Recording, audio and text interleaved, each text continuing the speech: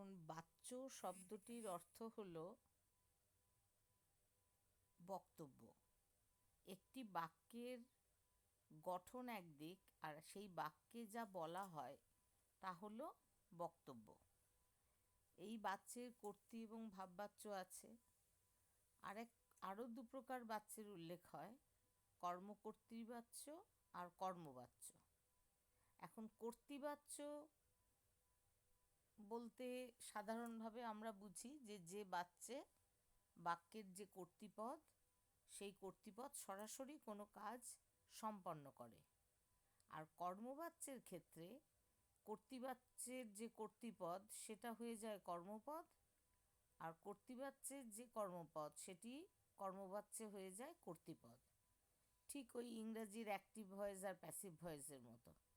অর্থাৎ বাংলায় কর্তৃবাচ্য যখন করা হচ্ছে, ঠিক ইংরাজিতে সেটাই আমরা অ্যাক্টিভ ভয়েস হিসাবে চিনছি। আবার বাংলায় কর্তৃবাচ্য, যেমন লাঠি দিয়ে বিড়ালটিকে মারা হলো, এখন বা মারল, হ্যাঁ, মারা হলো যদি বলি তাহলে হচ্ছে ভাববাচ্য, আর মারলো যদি বলি তাহলে কর্তৃবাচ্য। এখন বাক্যে কিন্তু কর্তৃপদের উল্লেখ নেই, কিন্তু মারলো এই ক্রিয়াপদরা কি হতে পারে? সে লাঠি দিয়ে বিড়ালটিকে মারল, তাহলে এখানে বাক্যে কর্তৃপদ সে। কিন্তু আগে যখন বাক্যটা বলছিলাম যে বিড়ালকে লাঠি দিয়ে মারল, তখন কর্তৃপদের উল্লেখ নেই। তা কর্তৃপদের উল্লেখ নাও যদি থাকে, ক্রিয়াপদ দেখে বুঝে নিতে হবে যে বাক্যের কর্তৃপদটা কি হতে পারে এবং বাক্যটি কর্তৃবাচ্য কি না। তাহলে এটি কর্তৃবাচ্য। এখানে সে হচ্ছে, সে বা অনুল্লেখিত যে কর্তা, সেটাকে চিনলে এবার তার সঙ্গে কর্মবাচ্যের যে অনুসর্গগুলো যোগ করতে হবে, অনুষঙ্গ, মানে তার দ্বারা বিড়ালটি মারা হলো বা প্রহৃত হলো। এবার লাঠি দিয়ে কথাটাও উল্লেখ করতে হবে। এবার দেখো, অ্যাক্টিভ ভয়েসের ক্ষেত্রে তোমরা কি করো? সাবজেক্টকে অবজেক্ট করো, অবজেক্টকে সাবজেক্ট করো। এখানে বিড়ালটিকে লাঠি দিয়ে মারলো, কর্তৃপদের উল্লেখ নেই, কিন্তু বুঝে নিতে হবে এখানে কর্তৃপদ হবে সে। যদি মারলাম বলতাম তাহলে আমি মারলাম, মারলি হলে কি হতো? তুই মারলি।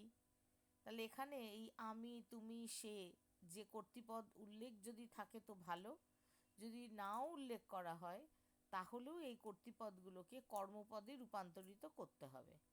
অর্থাৎ আমার দ্বারা, সে হলে তার দ্বারা, তুই হলে তোর দ্বারা।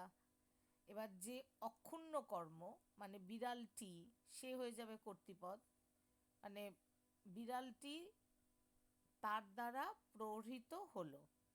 মারা হলো কথাটা এখানে লিখলে ভাষাটা শুনতে ভালো লাগবে না, তাই প্রহৃত হলো। আর সঠিকভাবে বললে কি হবে? তার দ্বারা, ওটা ব্র্যাকেট করে দেবে যদি কর্তৃপদের উল্লেখ না থাকে। আর যদি কর্তৃপদের উল্লেখ থাকে তাহলে ব্র্যাকেট করার দরকার নেই। তার দ্বারা বিড়ালটি লাঠি দ্বারা প্রহরিত হলো। ঠিক আছে? এই হলো কর্মবাচ্য। কর্তৃপদ আর কর্মপদ পরস্পরের স্থান পরিবর্তন করে এবং সেই অনুযায়ী ক্রিয়াপদটির পরিবর্তন হয়। আর এক ধরনের বাচ্য আছে যাকে বলা হয় কর্মকর্তৃবাচ্য। সেটি হচ্ছে বাক্যে কর্তৃপদের উল্লেখ থাকবে না, কর্মপদটাকেই বাক্যে কর্তৃপদ বলে মনে হবে। অর্থাৎ জানলা খুলে গেল। এখন জানলা হাওয়া খুলতে পারে বা মানুষ খুলতে পারে, কিন্তু বাক্যটা পড়ে মনে হচ্ছে যেন জানলা নিজে নিজেই খুলে গেল। সব থেকে ভালো হচ্ছে বিদ্যালয়ের ঘন্টা বাজা।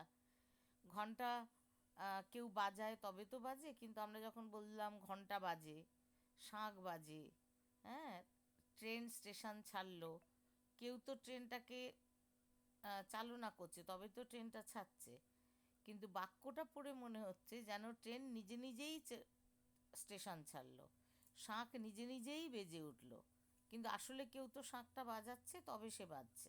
এই ধরনের বাচ্যকে বলা হয় কর্মকর্তৃ বাচ্য। বাক্যে কর্তৃপদের উল্লেখ থাকে না, কর্মপদ থেকেই কর্তৃপদ মনে হয়।